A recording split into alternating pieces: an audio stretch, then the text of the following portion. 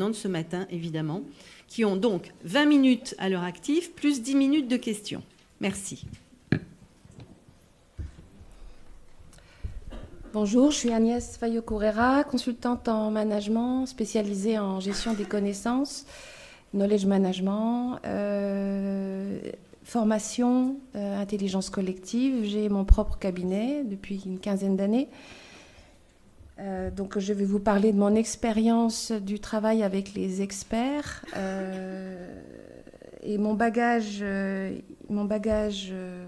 parcours est assez varié. Je suis ingénieure en génie chimique, formée en France et aux États-Unis. Et ensuite, j'ai travaillé pendant quelques années dans l'industrie chimique. Ensuite, dans un cabinet, la Ségos. Je suis formée en pédagogie, ingénierie pédagogique, suite à un master à l'INA et à l'ESSIE en ingénierie des médias digitaux, qui n'existe plus. Je suis bilingue et je fais parfois de la rédaction et j'ai appris sur le tas à faire de la rédaction et à écrire. Donc en fait, j'utilise un peu ma vie, et tout ce que j'ai pu faire et toutes mes passions pour faire le métier que je fais et pour oser taper à la porte des grandes entreprises. Je travaille essentiellement pour des très grandes entreprises dans le secteur de l'énergie, du transport, de l'assurance et parfois pour des institutions plus petites, publiques, parapubliques, dans le secteur médico-social ou de la santé. Donc je vais rapidement, donc vous allez me dire quand je serai à moins 5 minutes, c'est ça ? Ne vous inquiétez pas. D'accord. Vous allez me taper ? Pardon. Non, pas du tout. Le schlag. Bon, alors je vais rapidement balayer qu'est-ce qu'on entend par formation digitale. Rapidement, peut-être vous présenter les enjeux pour les entreprises sous l'angle du knowledge management. KM, c'est knowledge management, voilà. Qu'est-ce que cherchent à faire les entreprises, les experts, comment on peut entrer en interaction avec eux, quels sont, et s'il me reste du temps, mais je suis pas sûre d'en avoir, de parler des différentes étapes d'un projet de construction de formation digitale, et puis vous donner quelques conseils tels que j'ai pu les imaginer pour vous.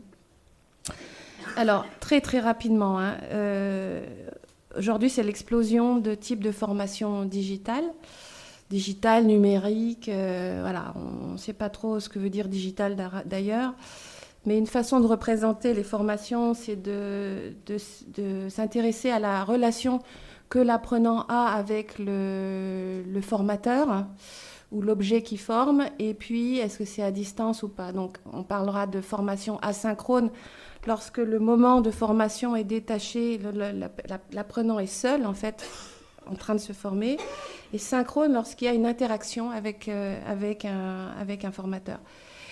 Donc historiquement évidemment on a démarré par des cours classiques, des centres de ressources, on est arrivé avec toute une palette de types de formation plus ou moins courtes, qui vont de plus en plus, qui passent maintenant vers le micro-learning. On peut maintenant trouver des modules de formation de quelques minutes et avec un usage de plus en plus important, vous avez raison, avec la vidéo, l'usage du mobile, mais il reste encore des wikis, des bons vieux wikis, des bons blogs, etc. Avec maintenant un développement des MOOC sous toutes ses formes, que vous connaissez, qui sont à la frontière de l'asynchrone et du synchrone, et avec, pour moi, aussi la modalité très intéressante des classes virtuelles, qui sont des façons, enfin, pour moi, l'outil, je ne fais pas de publicité, mais l'outil le plus facile, c'est Adobe Connect. Donc là, le formateur, je vous montrerai une image tout à l'heure, est en ligne, et il y a une interaction possible, il y a des quiz, enfin, il y a une forme d'interaction avec le formateur. Donc c'est pour ça qu'on dit que c'est plutôt synchrone. Et on peut même faire du tutorat à distance. Voilà. Aujourd'hui, ce qui revient, la grande tendance, c'est évidemment de mélanger tout ça, de faire des parcours, de faire du blended learning. et en fonction, bien sûr, des budgets, des contenus, de la maturité des gens qui conçoivent, de plein de choses. Et donc l'ingénierie pédagogique aujourd'hui va consister beaucoup à imaginer le meilleur dispositif pour mettre en branle et choisir la meilleure modalité en fonction des contraintes. Alors, que cherche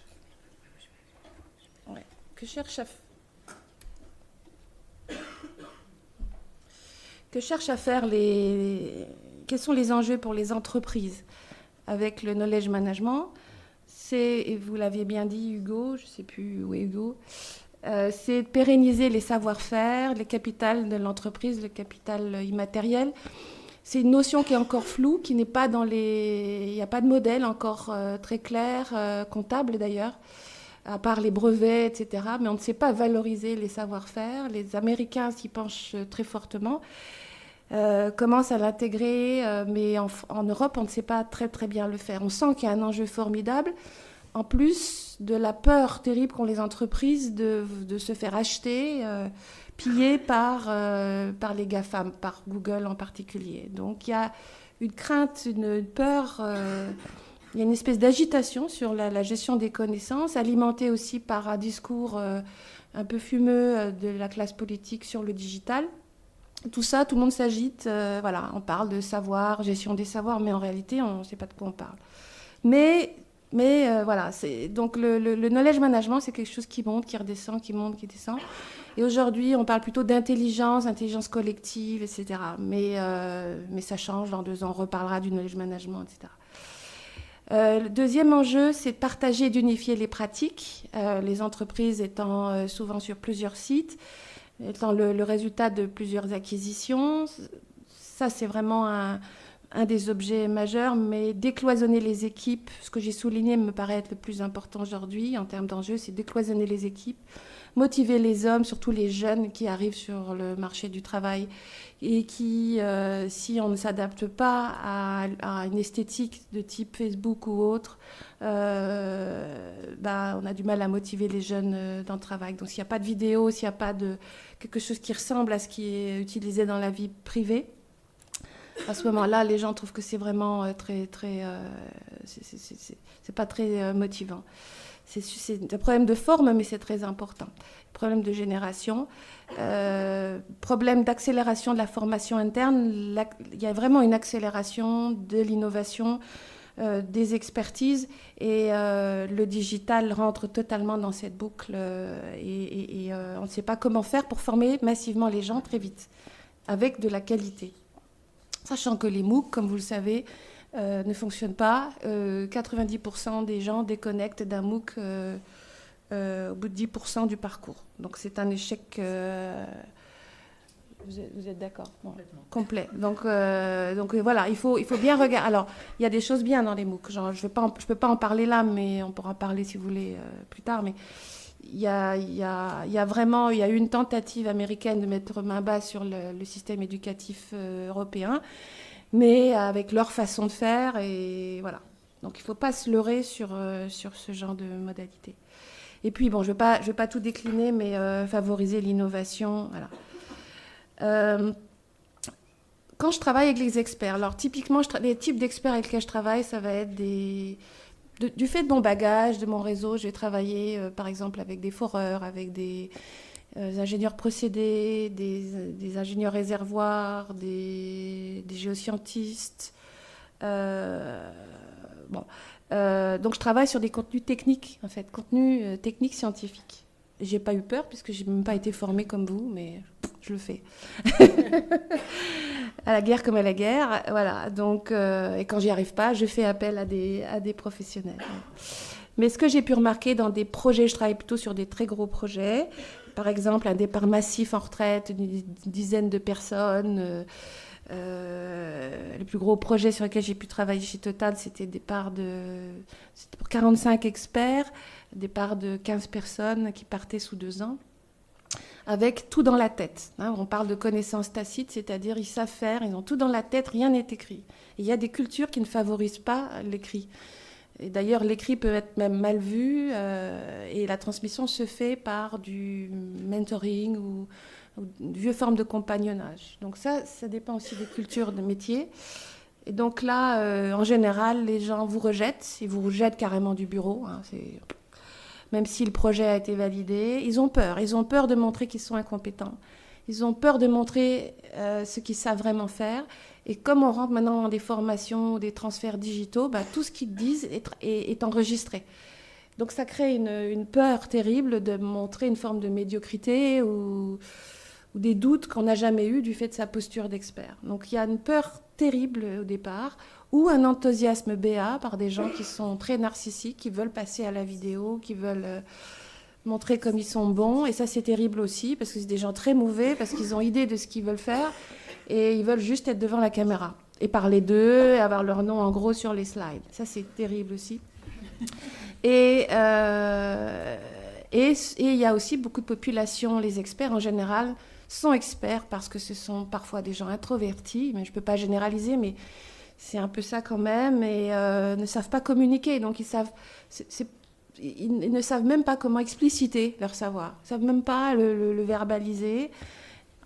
Et c'est pour eux une terreur de le faire. Il y a aussi un problème de langue, hein, puisque les experts sont de toutes les langues possibles. Ils vont s'exprimer soit en français, soit en anglais. Dans les grands groupes, on a besoin parfois on a 2 langues officielles, et parfois toute la documentation technique se fait en 7 langues. Donc ça, c'est une difficulté terrible. C'est pas que l'anglais le problème, c'est vraiment comment organiser. Et 30% du coût de production des contenus va souvent dans la traduction. La transcription, la traduction. Donc, c'est pas une mince affaire. Alors, comment on peut se débrouiller ? Alors, on peut déjà, dans la relation avec les experts, partir du point fort de la personne en face de soi. On détecte assez vite ce qu'elle sait faire, là où elle est à l'aise, ce qu'elle aime faire, ce dont elle aime parler. Il faut partir de là. Il faut vraiment tirer le fil, apporter une structure documentaire avant pour rassurer, même si vous ne la suivez pas après, on s'en fout. À la limite, ce qu'il faut, c'est rassurer et s'appuyer sur des expertises rares pour valoriser la personne et, si possible, produire des choses très, très belles. Moi, je trouve que l'esthétique, on parlait tout à l'heure de couleurs, on peut parler de forme, on peut parler de... L'esthétique me paraît fondamentale dans la transmission. Quand c'est moche, la moitié des gens ont du mal, en fait. Voilà. Il y a des gens qui sont sensibles, d'autres pas. Mais pour moi, je trouve que la moitié des gens sont très sensibles. Voilà. Et bien sûr, trouver des leviers de reconnaissance interne. Donc, je ne vais pas rentrer là dans la posture de cogniticien, parce que combien de temps il reste ? Il reste 5 minutes. Donc, moi, j'agis en tant que cogniticienne. C'est comme ça que je me flague, quoi. Donc, je vais discuter avec l'expert. J'essaye d'établir un un climat de confiance. Et j'ai une posture dite de novice pertinent. C'est-à-dire, je me positionne évidemment pas comme expert, mais j'essaye de trouver la bonne distance qui fait que je vais commencer à comprendre ce qu'il fait pour poser des questions. Et parce que je ne suis pas expert, je vais poser les questions qu'un novice ou qu'un apprenant va poser. Donc, cette posture-là, il faut vraiment s'entraîner. Et même si vous faites de la rédaction technique, j'imagine que c'est cette posture qu'il faut peut-être essayer de trouver par la pratique. Voilà, être curieux, bien sûr. Moi, je suis passionnée par ce que je fais. Donc, en fait, à un moment donné, c'est tout juste si je ne fais pas les équations avec les experts. Mais il faut se retirer de ça. Mais il faut vraiment avoir une forme de curiosité et montrer sa curiosité.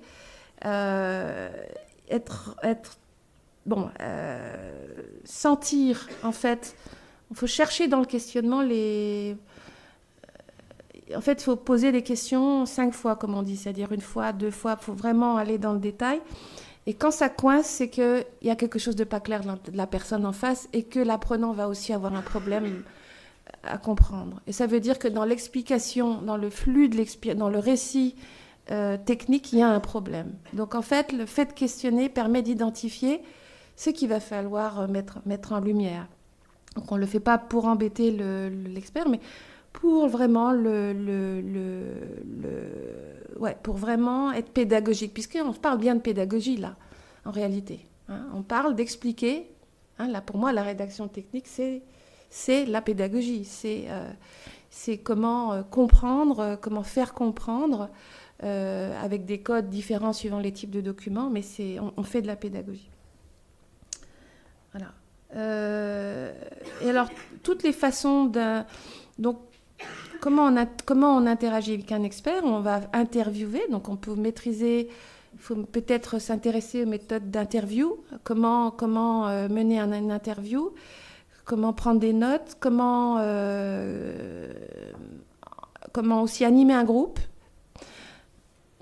maîtriser des petites choses comme des cartographies ou des dessins, ou avoir ses propres façons de faire qu'on aimera faire.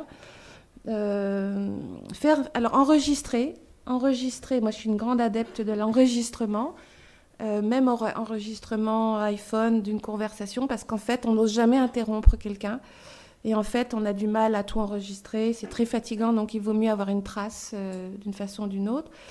Et moi, mon truc, c'est la classe virtuelle. Donc, même si la personne est à côté de moi, je la fais parler devant une classe virtuelle. Donc, une classe virtuelle, c'est un écran. Là, c'est une capture d'écran de Adobe Connect. Mais donc, même si l'expert est à côté de moi, hein, ça peut être, par exemple, Marie, elle va parler devant l'écran. Elle va avoir des slides. Le titrage des slides va immédiatement générer des vidéos indexées. Et elle va pointer ce qu'elle décrit. Et le fait de pointer va me faire mémoriser ce qu'elle dit.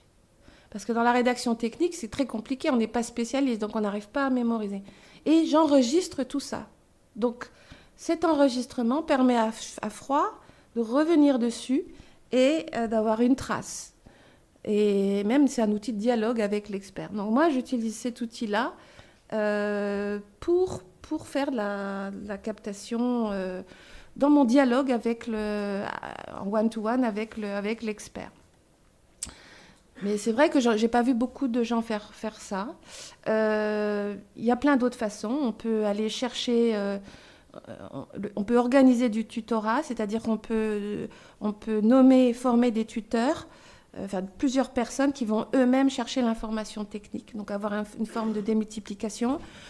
Comme c'est lourd, en fait, la rédaction technique, l'acquisition d'informations, l'idée, c'est de former toujours un noyau dur et puis que ce noyau dur remonte l'information. Ou former les gens eux-mêmes merci.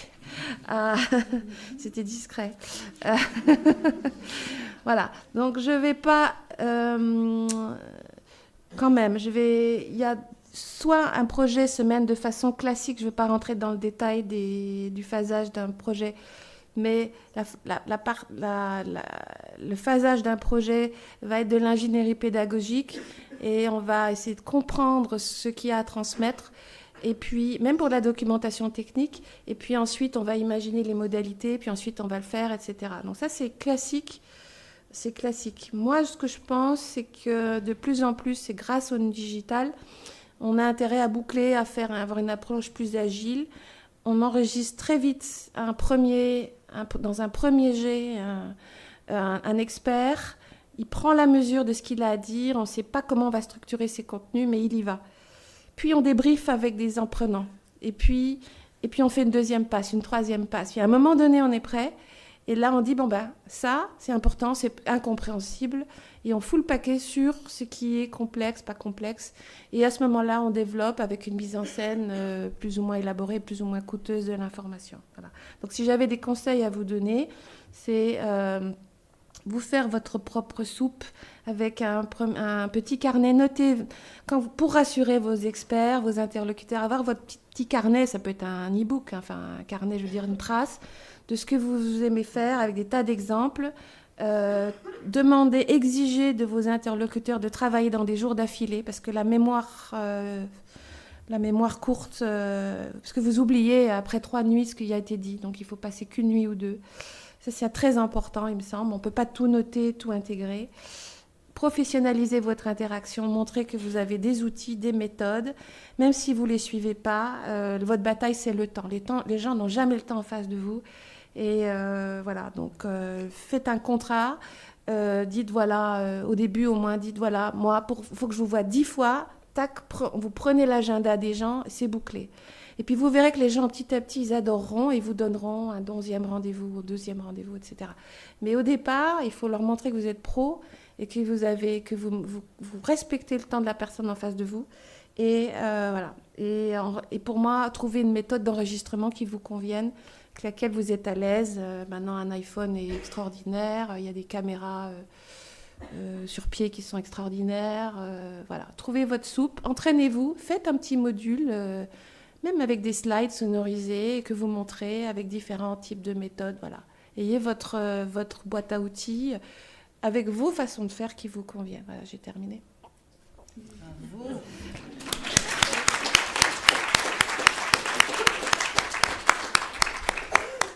Agnès, merci beaucoup pour le respect de ce temps. C'était passionnant, c'était extrêmement dense. Ça mériterait bien un petit article, hein, parce qu'on est en train de lancer une collection chez Herman Éditeur en communication technique. Donc un petit article bientôt, ce serait pas mal, hein, ce serait même très très intéressant. Et je pense que la salle a plein de questions à poser.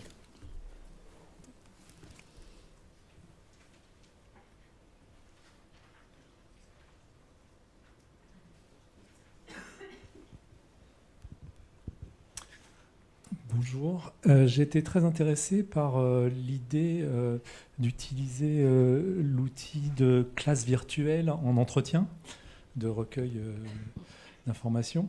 Mais il y a quelque chose qui m'intrigue parce qu'on a l'impression que donc, l'expert doit préparer quelque chose à l'avance. Il a des slides. Comment ça se passe ? L'expert a toujours quelque chose. Il a toujours quelque chose et en fait, l'idée, c'est de partir de ce qu'il a, c'est de commencer à lui faire cracher sa valda, si je puis dire. C'est commencer par le verbe, à lui faire sortir ce qui est tacite pour lui, et quelle que soit sa matière. Alors au départ, on va lui demander de structurer sa pensée, donc d'avoir des titres, mais un peu à l'arrache. Et puis, on va lui demander de faire un premier enregistrement, on va discuter avec lui, et puis on va lui dire, bon ok, c'est pas mal, voilà ce qu'on pourrait organiser comme module plus tard. Faisons une classe virtuelle. Et alors là, on la réfléchit et on la fait véritablement. Et on voit comment... Donc on fait une deuxième passe. On refait en arrangeant les slides, en trouvant une meilleure structuration. Et quand il voit les questions, quand l'expert ou l'experte évidemment, voit les questions arriver... tout d'un coup, il se cale mieux sur ce qu'il a à transmettre. Et il refait une quatrième passe, etc. Et il y a un moment donné, c'est pas du tout coûteux. Adobe Connect, en plus, c'est 50 € par mois. Vous voyez le bazar. Donc, et après, il y a un moment donné, il y a une satisfaction. Là, il y a l'expert visualise ce qu'il doit transmettre. Et là, on peut rentrer dans de l'ingénierie pédagogique. Et on peut mettre de l'argent ou pas sur tel ou tel point que les apprenants auront identifié. Parce que le problème de l'expert, c'est qu'il a son point de vue, il ne se met pas du point de vue de l'apprenant. Il faut presque inverser il ne sait pas ce que les plus jeunes ou les non-experts veulent. Il ne sait pas organiser sa pensée pour transmettre. Donc il faut le faire parler et partir. Alors soit il a du temps et on peut travailler avec lui au départ, soit il n'a pas de temps, il est ronchon, voilà, on le prend direct. Et puis, et en plus, en l'enregistrant, il ne peut pas nous faire défaut parce que tout est enregistré et on part de ce qu'il dit. Il ne peut pas nous dire « Ah oui, mais j'ai dit ça, oui, mais là, vous avez... » Parce qu'il y en a vraiment qui sont grognons. Voilà. Je ne sais pas si j'ai répondu. C'est l'expert qui fait le support de la présentation ? En général, les gens ont toujours des slides. On peut l'aider à le faire. On peut prendre quelque chose de moche. La question, c'est qu'il parle et qu'il commence à structurer sa pensée. Voilà. Donc, encore une fois, soit on l'aide à structurer sa pensée, soit on sent qu'il n'a pas le temps, qu'il est désagréable, parce qu'il y en a beaucoup qui sont désagréables. À ce moment-là, voilà. Et en fait, le fait de se voir, il y a un effet miroir. Tout d'un coup, il va prendre conscience de ce qu'il dit, de ce qui est stupide, de ce qui est... pas précis, de ce qui est... Voilà, et le fait d'être extérieur à l'entreprise. Moi, je suis consultante, je suis extérieure, et très bien, parce qu'il peut pas, il y a moins d'agressivité, en fait. Alors, il peut y avoir un expert, puis 2 qui se parlent. On peut imaginer plein de choses, hein. Voilà. Donc ça, c'est des méthodes d'explicitation qu'on utilise, que le CNAM a beaucoup développé, que moi, je tords un peu. Voilà. On tire le fil. Voilà. Mais peu de gens le font, c'est vrai que c'est... Je déroute, c'est un outil qui n'est pas fait pour ça, mais je l'utilise comme ça. Je voulais vous en parler parce que je trouve que c'est intéressant. Bonjour, j'ai une autre question. Oui, je trouvais ça très intéressant aussi. Et en fait, là, vous avez parlé du transfert de compétences pour les gens qui partent à la retraite.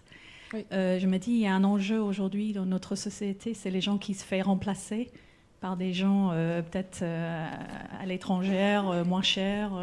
Oui. Donc, le transfert de compétences, les gens, ils ont une tendance à protéger un peu leur précaré. Oui. Comment est-ce que vous avez eu de l'expérience dans ces environnements-là? Oui. Alors, dans les grandes entreprises, ce qui peut être diffusé ou pas est écrit dans les référentiels. C'est très stratégique. Soit ce sont des gens à l'étranger dans la même entreprise, et là, c'est à l'entreprise de décider de ce qu'elle peut former, transmettre. Soit c'est dans d'autres entreprises où on parle de transfert de technologie, c'est autre chose.